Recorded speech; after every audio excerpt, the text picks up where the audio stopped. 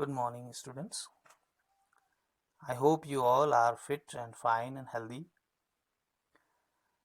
And as you know, today we are starting with our online classes, virtual classes, so that you would not waste this time and you would be in contact with your studies. So, today, first of all, we are going to start with our main course book, our textbook, that is First Flight. And here we are going to start with the first chapter. Let me show it to you. The first chapter, A Letter to God. A letter to God. Coming to the theme of the story, very interesting story we have. It is about a faith in something. Faith means your belief. Your firm belief is called faith. And people say faith can move mountains. Yeah, this sentence reminds me of a popular movie. I think you all remember. Remember movie Tube Light? Yes, yeah. It is about the faith. You might have seen the movie. It is the faith that makes that boy able to move the mountains. Though it doesn't happen in reality, but it is the inner faith, the belief in God, belief in some supreme power that makes a person to do the impossible things. This is the theme of our story. But the question is, what should we put our faith in? Now this question is answered in this story. Here we have the main character named Lancho. Lancho is a farmer who writes a letter to God. Yes, to God. When his crops are ruined, his crops are destroyed, he writes a letter to God, asking for some help, asking for some money. Now in this story we are going to know what happens to that letter. Is that letter answered by the God, and what response he gets? So here the story I am going to start right now. The house, the only one in the entire valley, sat on the crest of a low hill. Imagine the scene. There was a single house in the entire valley at the top of a hill. From this height one could see the river and the field of ripe corn dotted with the flowers that always promised a good harvest. A very satisfying scene could be seen from that height. A field of corns, a lot of flowers there, and those flowers in the corn always promising that it would have a very good harvest. The only thing the earth needed was a downpour, or at least a shower. In the hill area, you should know, people depend on the rain for the water for their crops. So the earth only needed this, at least a shower means some rain. Throughout the morning, Lancho, who knew his fields intimately, had done nothing else but see the sky towards the northeast. So coming to the story, Lancho, the farmer, was hoping that it would rain now. He did nothing, only looking at the sky in the hope that from the northeast the clouds having rain would come and give some shower to his crops. Now we are really going to get some water, woman, he says to his wife. Looking at the sky, he saw some clouds and says, I hope we are going to get some water, woman. The woman, who was preparing supper, replied, The woman, his wife, was preparing the food, cooking the food, replied, "Yes, God willing. If it is God's will, we will have some rain." The older boys were working in the field, while the smaller ones were playing near the house, until the woman called them to all. The older boy is working in the field, the smaller one playing, and she called them, "He come for dinner." It was during the meal that, just as Lancho has predicted, big drops of rain began to fall. As Lancho said and Lancho predicted, कि today they will see some rain, and it happened. It started. The big drops of rain began to fall. In the northeast, huge mountains of clouds could be seen approaching. They could see the clouds, dark clouds were coming. The air was fresh and sweet. The man went out for no other reason than to have the pleasure of feeling the rain on his body. The man, Lencho, went out no other reason than to have pleasure of feeling the rain. Just to feel the rain, he went out. And when he returned, he exclaimed, "These are not raindrops falling from the sky, they are new coins. The big drops are 10-cent pieces and the little ones are fives." He was so happy, he was so excited.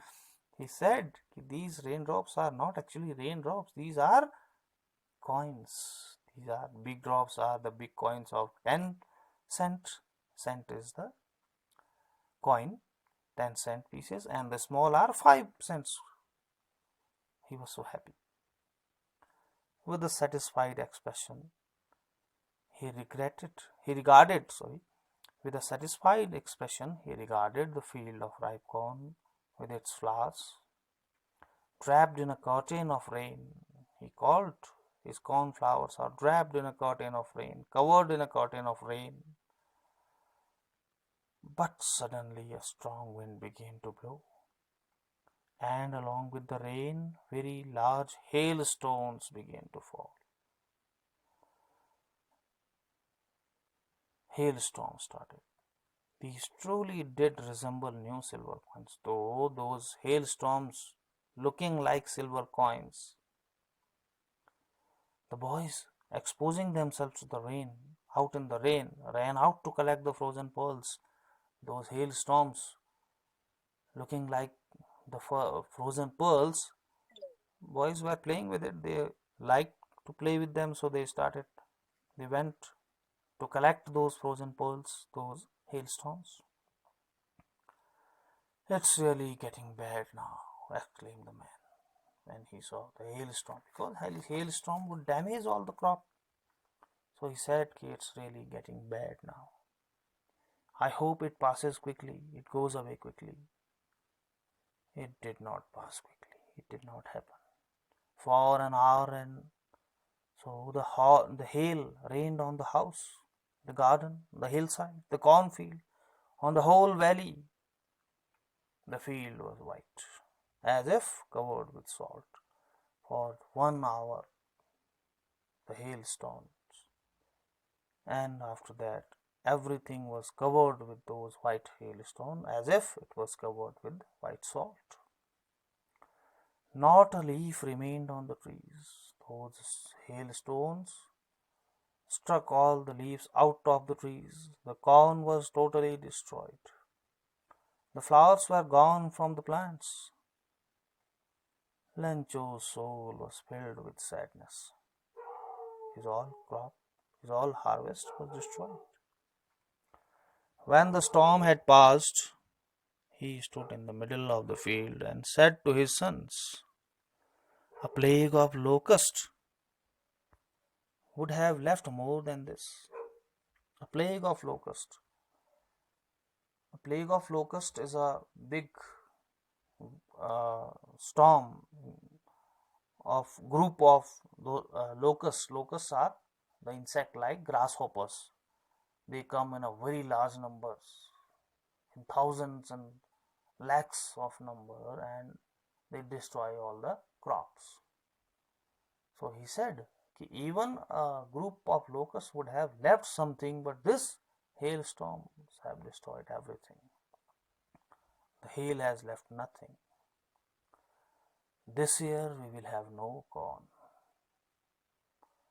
And that night was a sorrowful one, very painful night for them. All our work for nothing. There is no one who can help us. We will all go hungry this year. Now try to answer, to recollect. What did Lencho hope for? I think you can answer. He was hoping for what? You answer.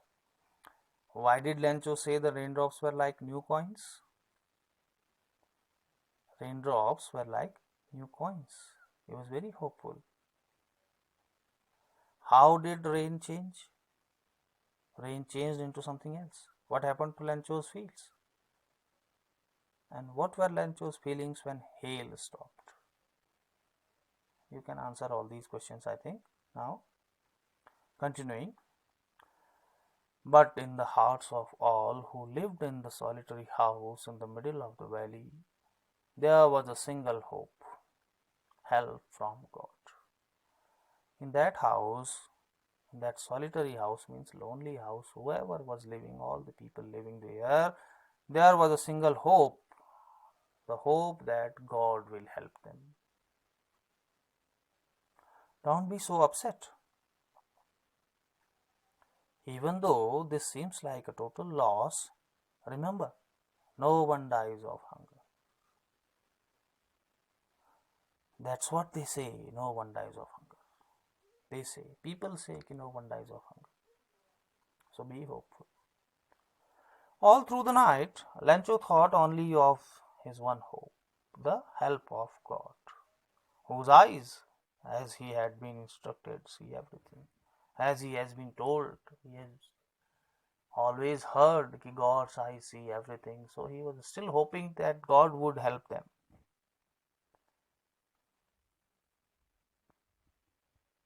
God's eyes see everything, even what is deep in one's conscience. Something very deep in your heart, God can see that also. So he was hoping that God would see their condition. Lencho was an ox of a man, working like an animal in the fields. He was an ox of a man, he was working like an ox, very hard working, like an animal in the fields. But still he knew how to write. Though he was a farmer, he worked in the field, but still he was educated also. He knew how to write. The following Sunday, at daybreak in the morning, he began to write a letter which he himself would carry to town and place in the mail. So, he wrote a letter which he thought he would himself go to the town and post it in the mailbox. And it was nothing less than a letter to God. What he was writing? It was writing a letter to God. God, he started writing his letter. God, if you don't help me, my family and I will go hungry this year. I need 100 pesos. Pesos as a currency of Latin American countries. Basically, it is a Russian. So, he said that I need 100 pesos in order to sow my field again and to live until the crop comes, because the hailstorm has this. He wrote the whole situation, saying that he needed 100 pesos to support his family, to buy new seeds for the new crops, and he was asking for the help from the God. He wrote to God on the envelope. Inside the envelope, he put the letter, and for the address he write to God, and then put the letter inside it. Still troubled, he was still worried, and he went to the town to post. At the post office, he placed the stamp on the letter and dropped it into the mailbox, placing a stamp which is needed to post any letter.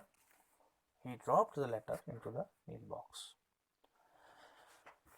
One of the employees, who was a postman and also helped at the post office, went to his boss laughing heartily and showed him his letter to God.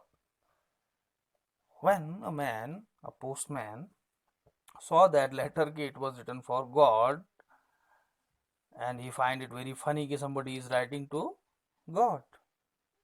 He took the letter to the postmaster, to the boss. Boss means a postmaster. He showed him that letter to God.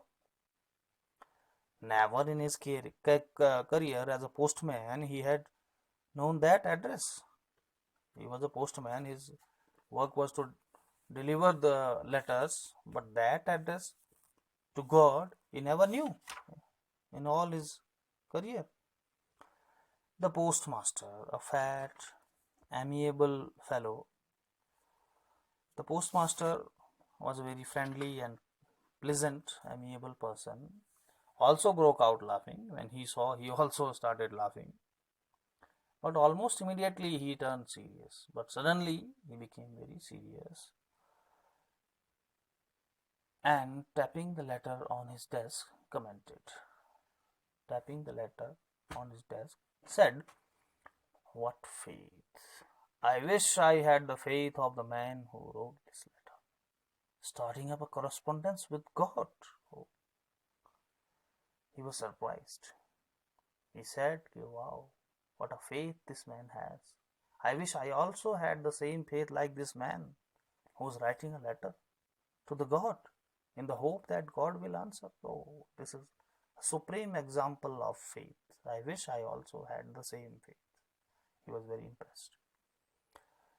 So, in order not to shake the writer's faith in God, not to break the writer's faith in God, the postmaster came up with an idea. He thought, let's do something for this man. As he has so much faith, so much trust on his God, we should do something for him. He came up with an idea, answer the letter. The idea was to reply, to answer the letter. But when he opened it, it was evident that to answer it, he needed something more than goodwill. When he opened the letter, he found that to answer this, what they wanted, it needed something more. It is not only to write the answer, he needed something more. What? He needed more than ink and the paper. He needed money because the letter was asking for money. But he stuck to his resolution. He was firm that okay, he is going to help. He asked for money from his employees. He himself gave part of his salary, and several friends of his were obliged to give something for an act of charity. So he asked all the employees in the post office to donate some money as an act of charity. He himself gave some part of his own salary. So he collected money. It was impossible for him to gather together the 100 pesos. It was not possible to collect all 100 pesos as it was asked in the letter. So he was able to send the farmer only a little more than half. More than half means more than 50, 60 or 70. He was able to collect that much, and he was able to send him. He put the money in an envelope addressed to Lancho, and with it a letter containing only a single word as a signature, God. So finally, the amount whatever he collected, more than little half, he sent it to Lancho, and in the reply only he wrote God as the signature of the sender. Now what happened after that we will come to know later. Now we have a few questions. I want you to try these questions and write their answers. Okay. Who or what did Lancho have faith in, and what did he do? Easy. Who read the letter? Easy to answer. What did the postmaster do then? And one more question I would ask you at last to answer is this, the first question. What does Lencho have complete faith in, and which sentence in the story tell you this? So I want you to now try these questions to answer. And one more thing, note down the difficult words with their meanings. We will complete this letter, this story in the next part. Till then, thank you and bye.